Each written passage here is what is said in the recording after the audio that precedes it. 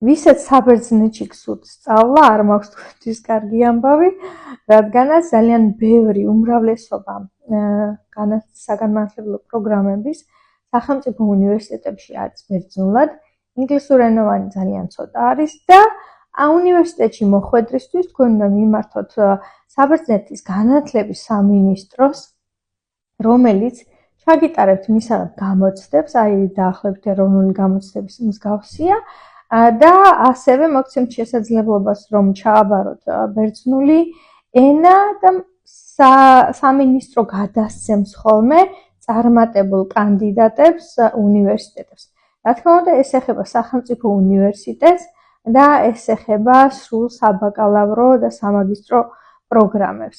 ინგლისურენოვან პროგრამებს რაც შეეხება, რა თქმა უნდა, ამას თავად უნივერსიტეტი განსაზღვრავს ხოლმე და ხშირ შემთხვევაში მას კერძო უნივერსიტეტები გვთავაზობენ. ამიტომაც წინასწარ გაფრთხილდით, იცოდეთ რა პროცედურები არის.